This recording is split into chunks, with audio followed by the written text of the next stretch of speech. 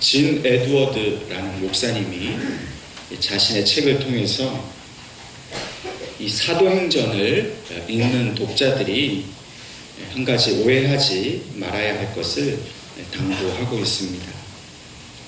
이 사도행전은 오늘날 우리가 몸담고 있는 이 교회가 어떻게 시작되었는가 하는 것을 보여주는 책입니다. 그렇기는 하지만은 이 예루살렘에서 처음 시작된 이 초대교회가 어떻게 성장했는가, 또 이 초대교회가 어떤 전략으로 사람들을 관리했는가, 또 초대교회가 어떤 전도 프로그램을 사용했는가 라고 질문하는 것은 어리석은 일이다, 이렇게 말을 하고 있습니다. 왜냐하면 이 사도행전에는 인간이 만들어낸 전략, 어떤 인간이 만들어낸 어떤 기법, 마케팅, 무슨 이런 것들이 전혀 나타나 있지 않기 때문입니다. 예루살렘에서 시작된 초대교회는 사람의 계획이나 뜻대로 된 것이 아니라 오직 성령 하나님께서 역사하심으로 성장하고 또 발전했기 때문입니다. 하나님께서 친히 역사하시는 이 예루살렘 교회의 성장 과정은 인간의 계획에 있는 것이 아니라 성령께서 친히 역사하심으로 그 즉각적으로 주어주시는 일련의 사건들의 연속이었을 뿐이다 라고 말하고 있습니다. 사도행전을 영어로 하면 액츠라고 합니다.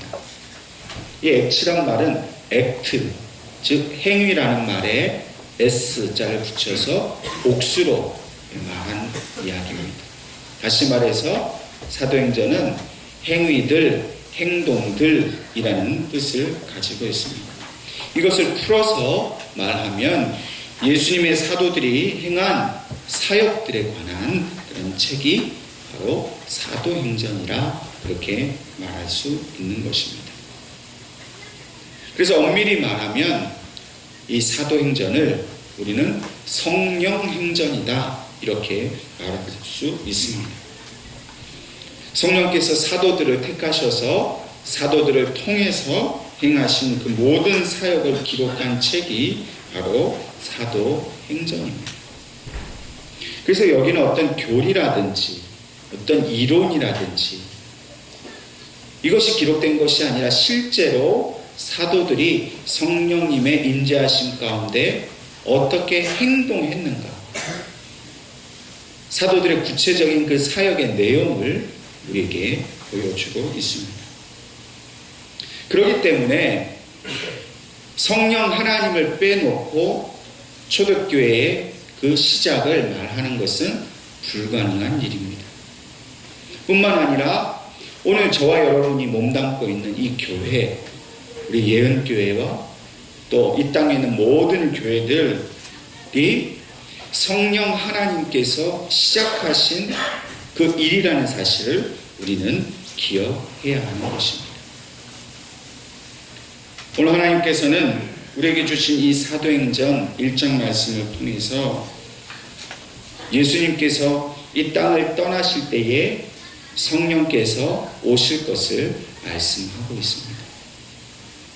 성령이 오셔서 하신 일이 바로 교회를 세우신 일이고 그 교회를 통해서 역사하신 일임을 우리에게 보여주는 것입니다.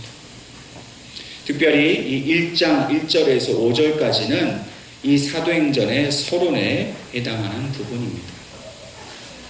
특별히 이 1장 1절에서 5절까지 내용을 보면 이 사도행전은 누가복음의 저자인 누가가 쓴 것으로 그렇게 보여집니다. 이 누가가 데오빌로라는 사람에게 누가복음을 써서 보내주고 난 이후에 그 이후의 얘기가 어떻게 되었는가 하는 이야기를 이 사도행전을 통해서 그 데오빌로에게 다시금 이야기하고 있는, 그래서 개인적으로 보낸 서신의 내용입니다. 예수님께서는 부활하신 이후에 제자들과 함께 40일 동안 이 땅 위에 계셨습니다. 그리고 이후에 하늘로 올라가셨습니다. 사도행전은 예수님께서 그 하늘로 올라가시기 전 제자들에게 당부하신 내용을 그 시작으로 하고 있습니다. 예수님께서는 제자들에게 매우 중요한 당부를 하나 하셨는데요. 그것이 바로 4절의 말씀입니다.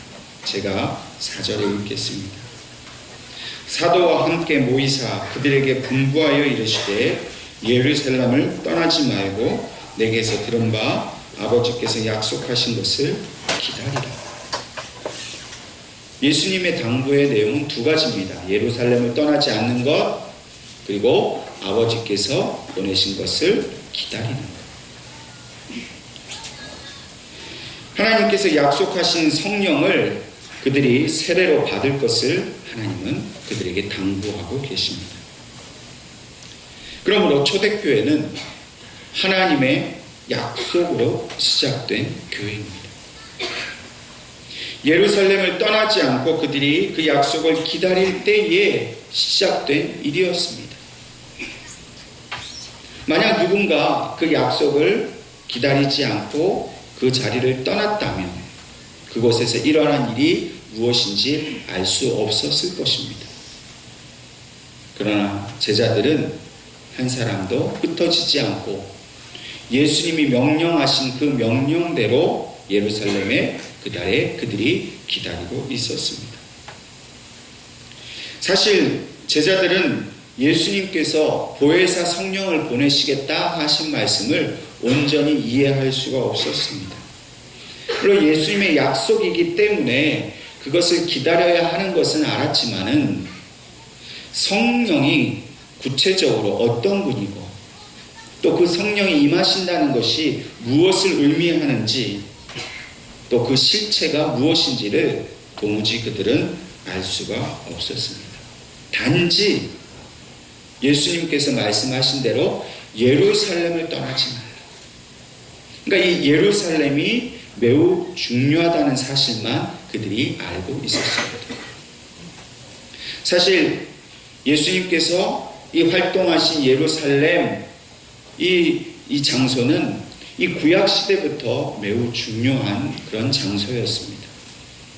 아브라함이 하나님의 명령을 따라서 이삭을 바치기 위해 올라간 산, 그 모리아 산이 바로 예루살렘에 있습니다. 하나님께서 예배를 받으시겠다고 세우신 성전이 예루살렘에 있었습니다.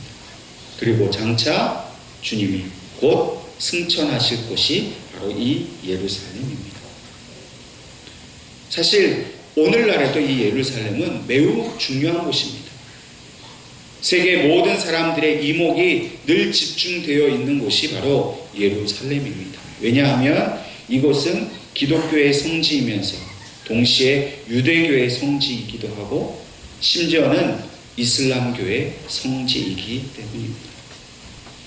기독교에 있어서 예루살렘은 예수님께서 고난을 당하시고 골고다 언덕에서 죽으신 곳입니다.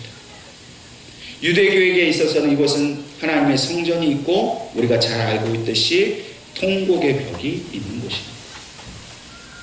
또한 이슬람교에 있어서는 모하멧이 장차 하늘로부터 다시 임할 곳이 이 예루살렘으로 그렇게 알려져 있습니다. 오늘날 세계적으로 또 여러 가지 정치적으로 예루살렘은 계속해서 분쟁과 또 전쟁이 끊이지 않는 그런 위험한 지역이기도 하면서 많은 사람들의 관심이 집중된 곳입니다. 이처럼 예루살렘은 역사적으로 또 신앙적으로 또 세계적으로 중요한 곳이기는 합니다. 그러나 더욱 중요한 것은 예수님께서 이곳을 떠나지 말라. 그리고 이곳에서 장차 큰 일이 일어날 것을 주님이 말씀하셨기 때문에 이곳은 더욱 중요한 것이 되었습니다. 솔직히 예수님께서 부활하신 이후에 제자들의 모습을 성경에서 보면 매우 소극적인 모습이고 적극적이지 못한 모습을 보여주고 있습니다. 제자들은 부활하신 예수님을 다시 만난 것을 안심하는 정도로밖에 보이지 않습니다. 근데 예수님께서 40일이 지나고 이제 곧 하늘로 올라가시게 되게 되었는데 그 이야기를 제자들에게 하는 순간 어쩌면 제자들에게는 예수님이 이제 더 이상 이 땅에 계시지 않기 때문에 그들은 더욱더 의미 없이 흩어지는 삶을 살 수도 있는 그러한 어려움에 처해 있습니다. 더 이상 예수님이 땅에 계시지 않는데 그들이 이후의 삶에 무엇을 해야 할지 그들은 알지 못했던 것입니다. 예수님은 이것을 아셨습니다. 제자들이 장차 무엇을 해야 할지 알지 못하고 그들의 삶의 목적을 알지 못하는 그들에게 예수님이 하늘로 올라가신 이후에 해야 할 일이 무엇인지를 가르쳐 주기를 원하셨습니다. 그리고 그 일은 성령이 임하심으로 그들이 알게 되는 일이었습니다. 이제 더욱더 중요한 것은 주님과 함께 있을 때 했던 일도 중요하지만 더욱더 중요한 일은 이제 주님이 안 계실 때 성령님과 함께 하는 일이 더욱더 중요한 것임을 말씀하십니다. 눈에 보이고 또 만질 수 있었던 주님이 떠나시고 나서 눈에 보이지도 않고 실체도 알 수 없는 그 성령님을 기대하고 바라본다는 것은 제자들에게 매우 어려운 일입니다.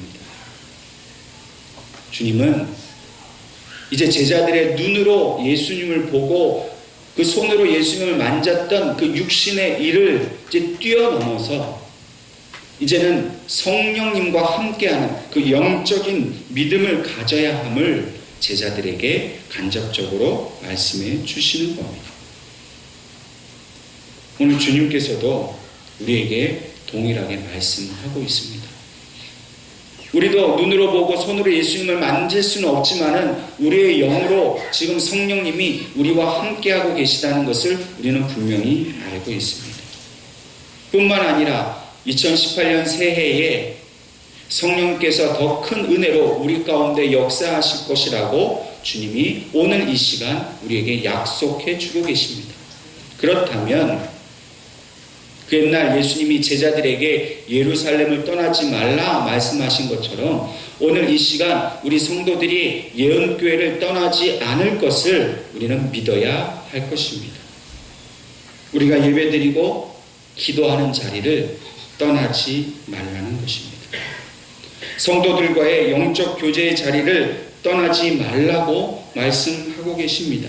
왜냐하면 우리 예언교회를 23년 전에 시작하신 성령님께서 이제 이때에 우리에게 주실 큰 은혜가 있기 때문에 그 능력을 부어주실 것이기 때문에 우리는 이 한 해를 기대하면서 우리의 예배 자리를 지키고 있어야 한다는 겁니다. 이 자리를 떠나면 그 일은 일어나지 않습니다. 믿음으로 이 자리를 지키고 주의 성령이 임하실 것을 바라면 그 성령님이 우리 가운데 오셔서 하나님의 귀한 일들을 우리를 통해 이루어 주시겠다는 겁니다.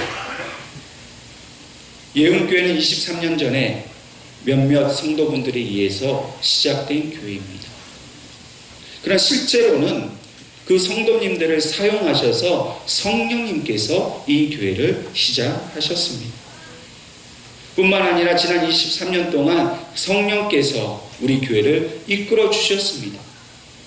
좋은 일도 있었습니다. 좋지 않은 일도 있었습니다.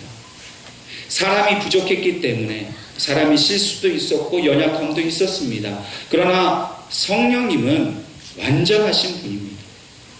인간의 부족함을 사용하셔서 이러저러한 우여곡절이 있었지만 그러나 한 번도 성령님이 우리 예언교회를 떠나신 적은 없었습니다.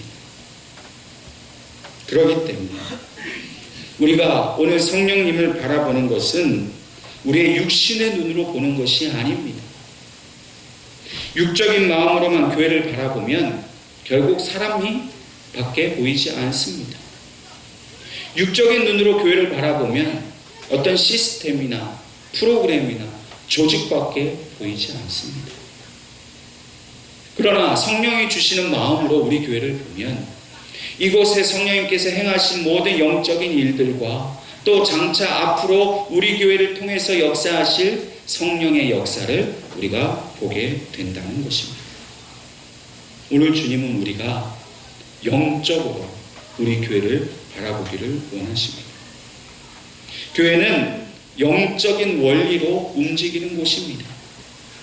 사람이 정해놓은 원칙, 원리를 하나님이 사용하시지 그것 자체가 교회를 움직이는 힘은 될 수 없습니다.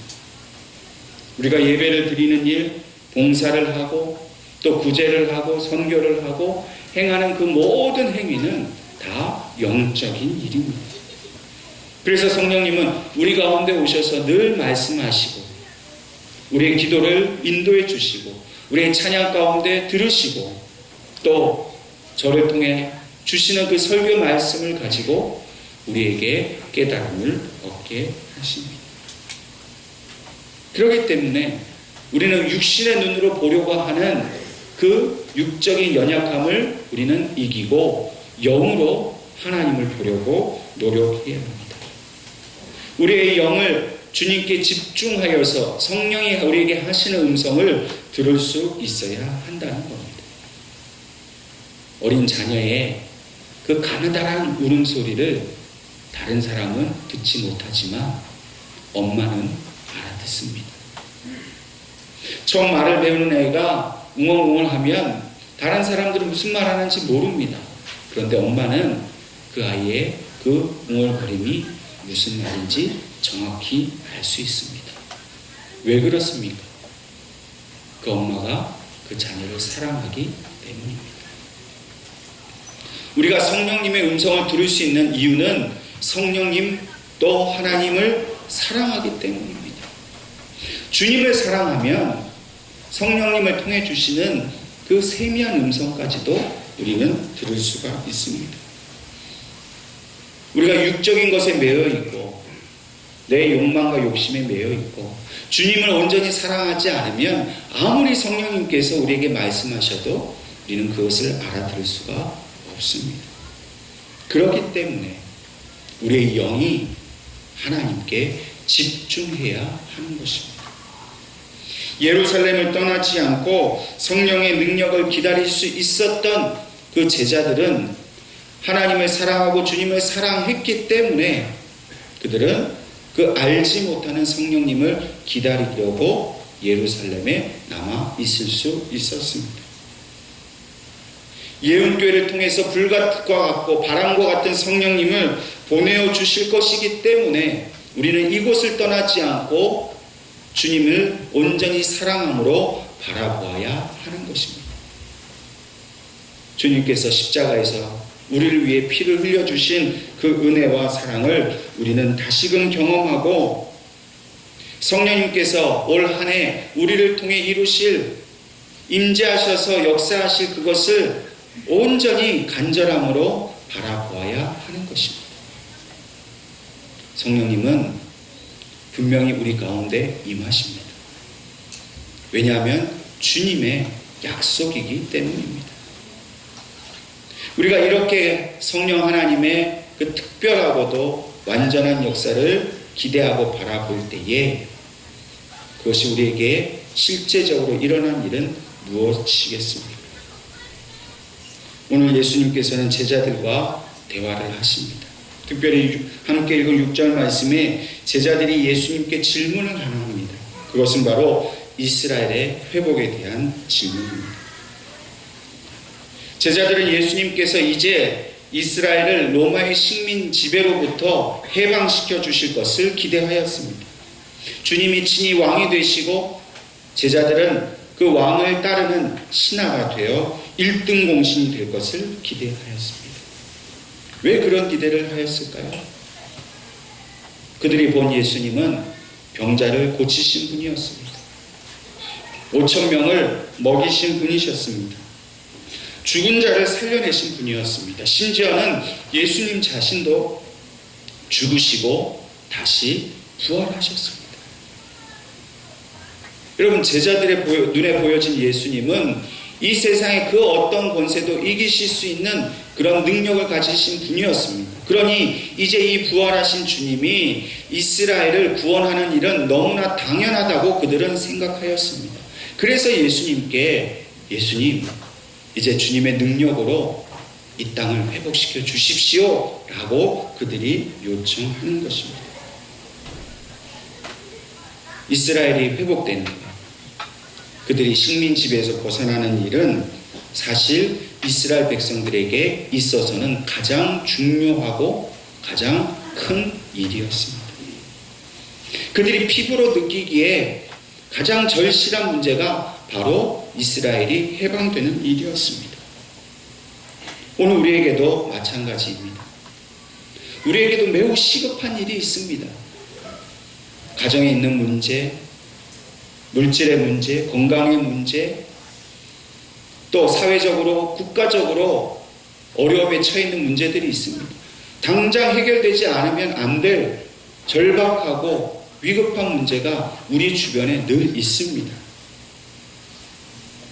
그러나 예수님의 대답은 이런 제자들의 기대와는 전혀 다른 것이었습니다. 어쩌면 오늘 우리가 기대하는 것과 전혀 다른 그런 대답인 것입니다. 예수님은 그 때와 시는 오직 아버지의 권한 아래 두셨다고 말합니다. 그러면서 너희의 알 바가 아니다 라고 말씀하셨습니다. 이 너희가 알 바가 아니다 라고 하신 말씀은 예수님께서 우리의 문제에 대해서 무관심하시거나 우리의 문제를 무시하셔서 하시는 말씀이 결코 아닙니다. 너희가 지금 굶든지 아프든지 국가에 전쟁이 나든지 나는 상관없다, 모르겠다, 그냥 성령의 임재만 기다려라, 그렇게 하신 말씀이 아니라는 거예요. 이 때와 시라는 말은 그냥 몇 날 며칠을 말씀하시는 것이 아니라 하나님이 정해놓으신 특별한 때를 말합니다. 그리고 그 권한 아래 두셨다는 말씀의 그 헬라어 원뜻은 하나님이 지정해 놓으셨다는 겁니다. 다시 말해서 이스라엘의 회복의 때는 하나님의 그 특별한 목적을 따라 섭리를 따라 특별한 때를 지정해 놓으셨다는 겁니다. 그러니 너희는 그 이스라엘 회복의 때를 염려하지 말고 하나님께 그것을 믿음으로 맡기라는 뜻입니다. 오늘 주님은 우리의 문제에 대해서 무관심하신 분이 아닙니다. 우리가 아프든지 돈 때문에 힘들든지 말든지 우리가 환난을 당하고 고난당하는 거 그거 내가 알 바가 아니다 라고 말씀하시는 것이 아니라 너희가 지금 겪고 있는 문제 하나님의 권한 아래 두셨다. 하나님이 그때를 해결할 때를 지정해 놓으셨기 때문에 염려하지 말라는 겁니다. 믿으라는 겁니다. 그것 하나님께 맡기라는 겁니다. 그리고 나서 그 믿음으로 맡겼기 때문에 우리가 할 일은 오직 성령님이 우리 가운데 임재하시는 것을 기다리는 일, 그것이 너희가 진짜 해야 할 일이라는 겁니다. 우리의 문제를 우리가 염려한다고 해결이 될까요? 우리의 문제는 분명히 하나님의 그 권한 아래에 있는 줄로 믿으시기를 바랍니다. 하나님 분명히 자녀이기 때문에 우리를 고난 가운데 내버려 두시지 않습니다. 문제 가운데 내버려 두시지 않습니다. 그 때와 시가 되면 분명히 그 문제를 해결하고 받습니다. 그러니 저와 여러분이 할 일은 올 한 해 이 모든 문제는 해결되었음을 믿고 성령님께서 우리에게 임하실 것을 간절하게 기다려야 할 줄로 믿습니다. 그리고 그 성령님이 오셔서 우리에게 하실 일은 우리가 권능을 받게 된다는 것입니다. 이 권능이라는 말의 헬라어 원어는 디나미스라는 말입니다. 이 말은 영어로 다이나마이트라는 말의 어원이 되는 말입니다. 여러분 다이나마이트 아시죠? 폭탄입니다. 성령이 우리에게 임하시면 우리에게 폭탄과 같은 그런 강력한 힘이 생긴다는 거예요. 물론 이 권능은 우리가 예수님처럼 죽은 자를 살려내고 병자를 고치고 이런 능력을 말하는 것은 아닙니다. 이 권능은 우리 속에서 내적으로 영적으로 폭발하게 되는 능력을 말합니다. 이전과는 전혀 다른 삶을 살게 될 것을 말합니다. 이전에 우리는 육신을 의지해서 살았습니다. 내 지혜와 지식을 의지해서 살았습니다. 그러나 성령이 주시는 권능으로 우리는 하나님만을 의지하는 능력을 가지게 된다는 것입니다. 그리고 이 강한 폭발력을 주시는 이유가 있는데 그것은 바로 예루살렘과 온 유대와 사마리아와 땅끝까지 이르러 주님이 증인이 되게 하시려고 이 권능을 주신다는 거예요. 우리에게 이 다이너마이트와 같은 능력을 주시는 이유 오직 한 가지, 예수님의 증인이 되는 게 하는 일이라 하는 것입니다.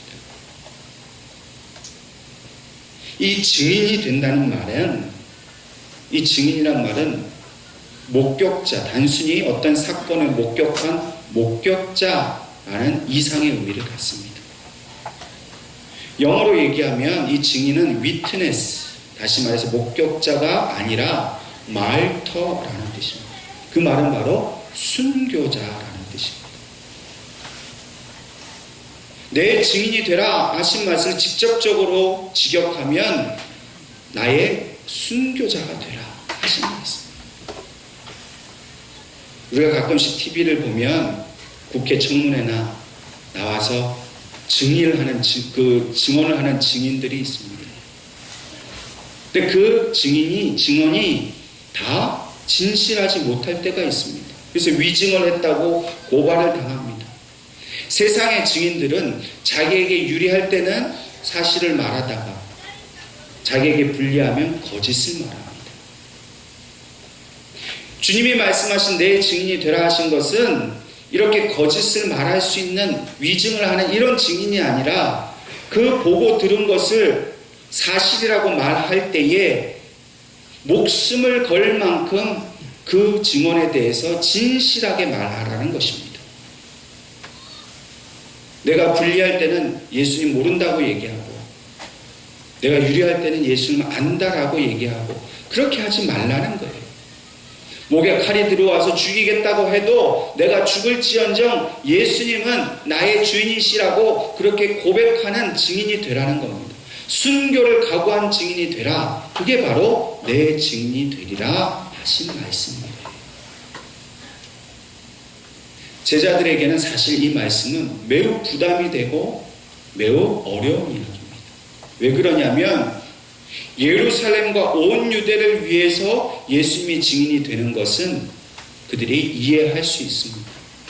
왜냐하면 주님의 구원, 하나님의 구원은 오직 유대 사람들에게만 일어나는 일이라고 그들은 수천 년 동안 그렇게 배워왔기 때문입니다.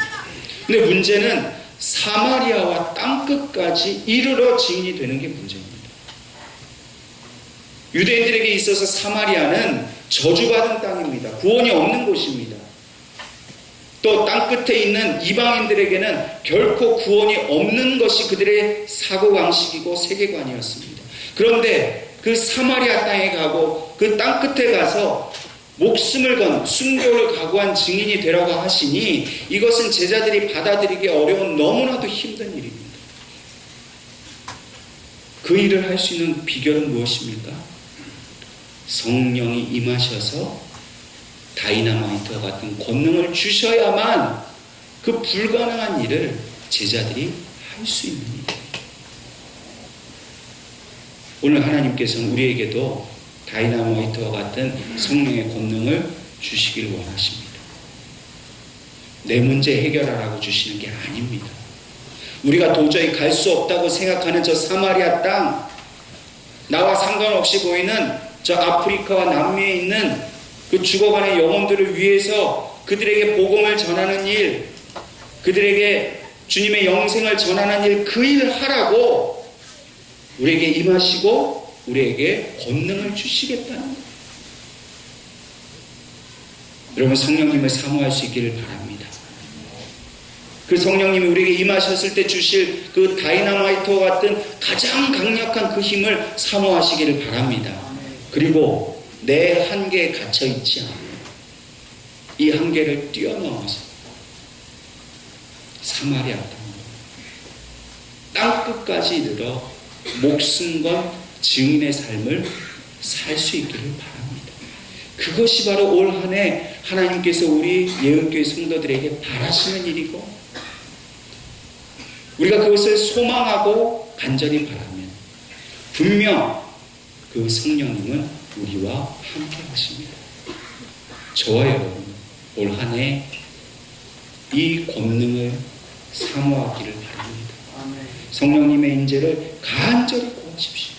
예루살렘을 떠나지 않듯이 예언교회를 떠나지 말고 이 예배장을 떠나지 말고 그분이 오셔서 우리에게 주실 그 권능, 우리를 통해 행하실 그 모든 일을 저와 여러분이 함께 그것을 보는 증인이 될 수 있기를 주님의 이름으로 축원합니다. 하나님 아버지,